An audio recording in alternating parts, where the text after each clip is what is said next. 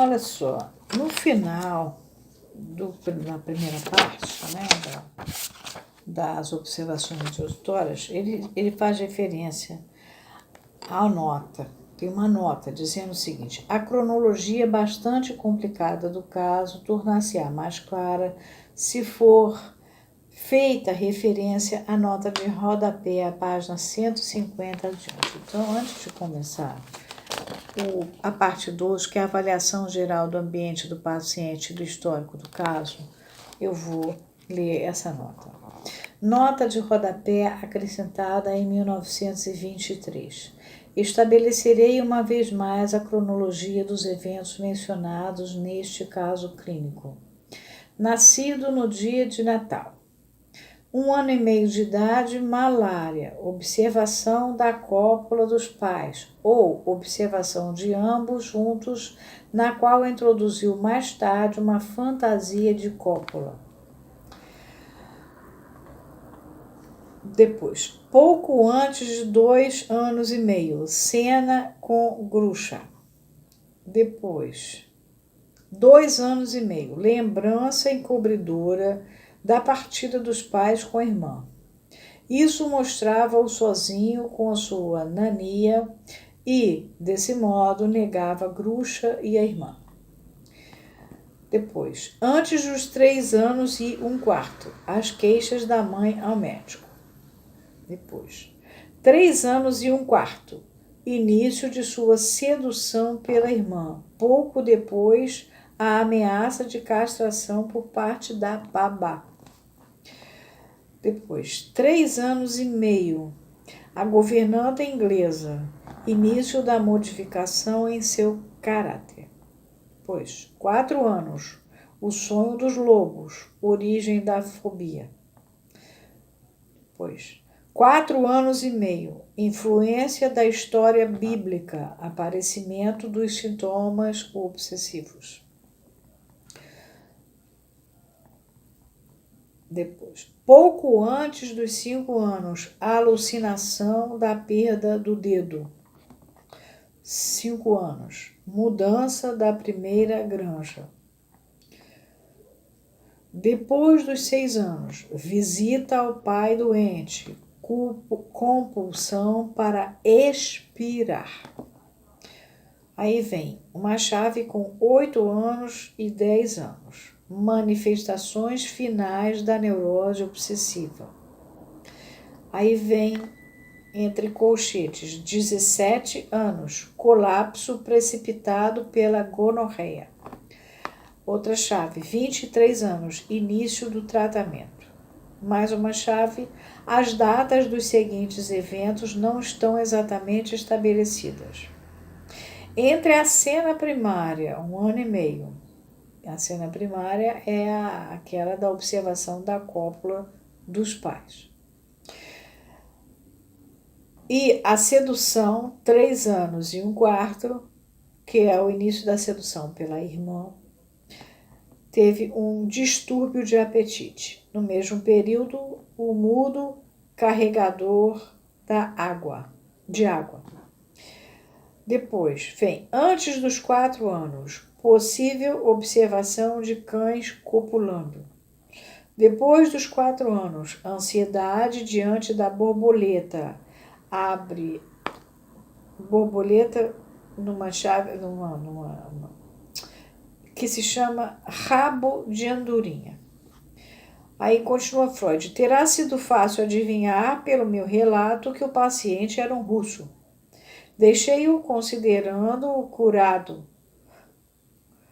Poucas semanas antes da inesperada eclosão da Grande Guerra, 1914. E não voltei a vê-lo senão depois que os mutáveis incidentes da guerra deram às potências centro-europeias acesso à Rússia meridional. Ele veio então para Viena e informou-me que imediatamente após o fim do tratamento fora presa de uma ânsia de livrar-se da minha influência. Depois de alguns meses de esforço, uma parte da transferência, que até então não fora superada, foi resolvida com êxito. Desde então, o paciente sentiu-se normal e comportou-se sem novidades, apesar de a guerra haver-lhe tirado o lar, as propriedades e todos os relacionamentos familiares. Pode ser que a sua miséria, ao gratificar-lhe o sentimento de culpa, tenha contribuído para consolidar a sua recuperação. Aí agora outra chave. Algumas notas adicionais sobre o histórico posterior do caso podem ser de interesse. O tratamento inicial durou de fevereiro de 1910 a julho de 1914.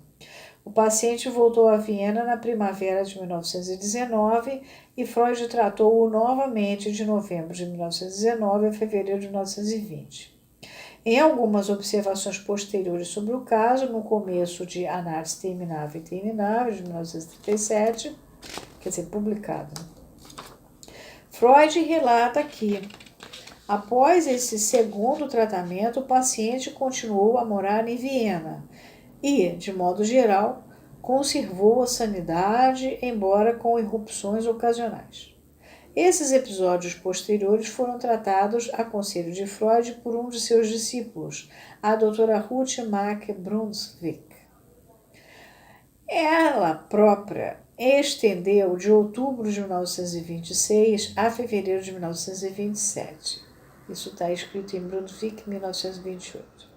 Seu relatório foi reimpresso em The Psychoanalytic Reader, editado por R. Fliss, 1948, com nota acrescentada pela doutora Mack Brunswick, datada de setembro de 1945, dando um breve relato do histórico posterior do paciente até 1940, um relatório ainda posterior sobre as enormes dificuldades externas que o paciente enfrentou durante a Segunda Guerra Mundial e a sua reação a essas dificuldades, foi publicado por Muriel Gardner, 1952.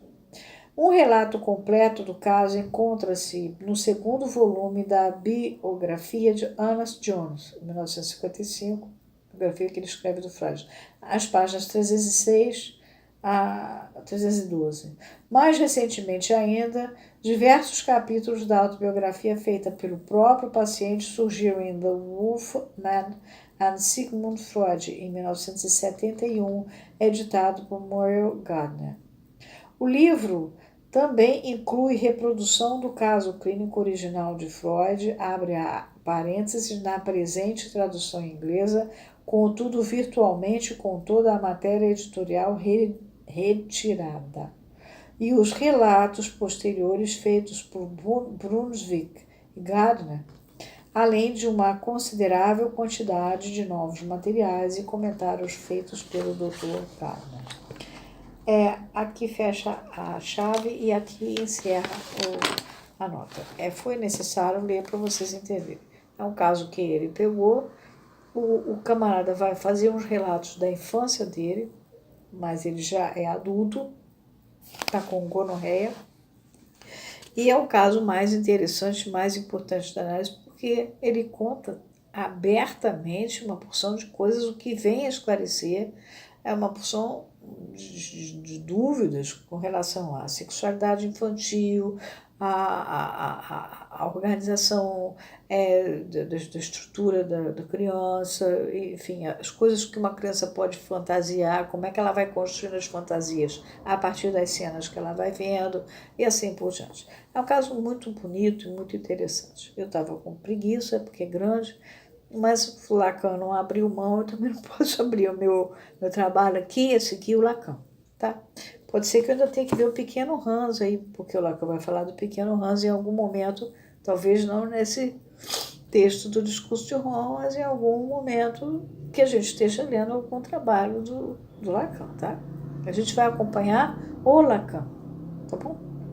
Ficamos por aqui agora.